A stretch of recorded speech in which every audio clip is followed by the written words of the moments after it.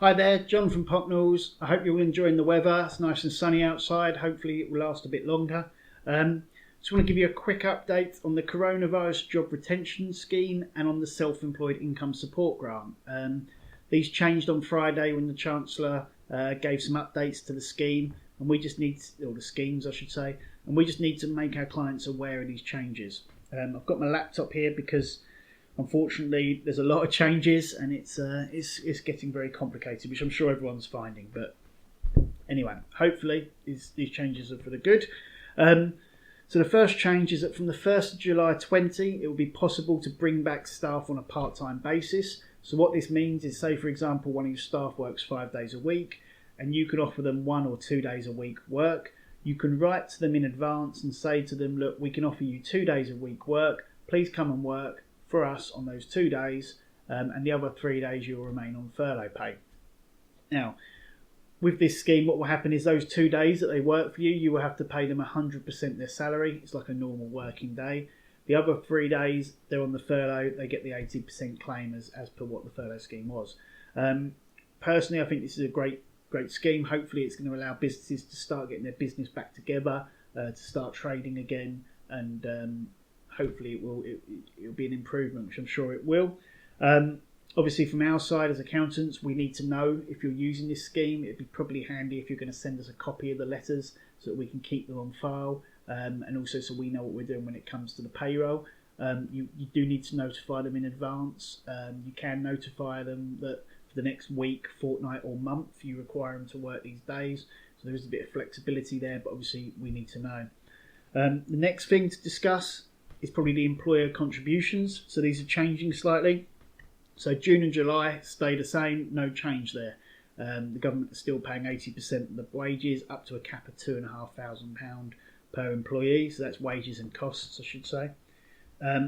In August, it's going to change slightly. So in August, they're saying that they'll still pay 80% of the wages on a cap up to £2,500, but the employers will pay the employer's NIC and the pension contributions.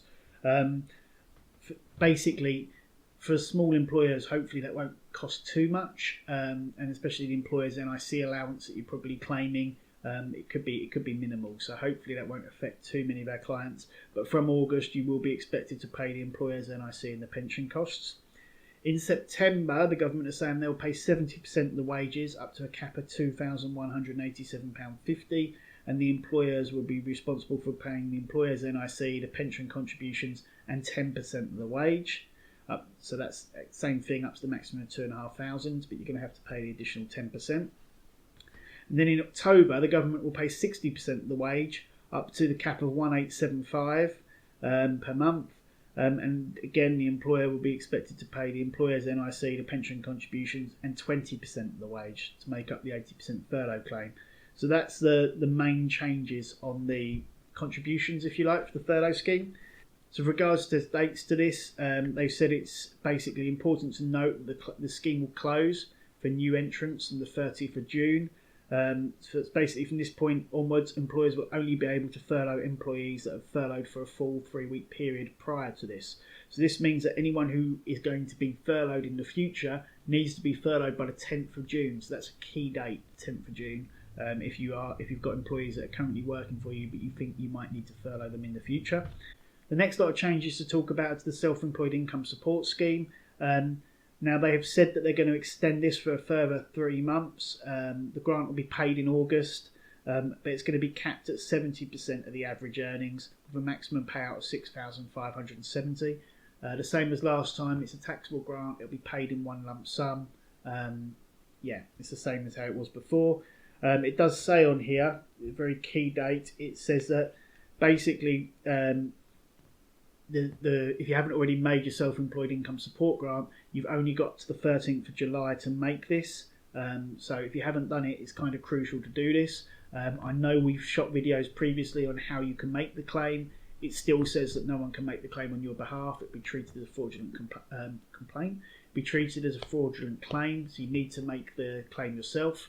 But if you're stuck on this and need a hand, let us know and we'll talk you through how to do it, or we can send you a video of how we managed to process our own ones so you can see it.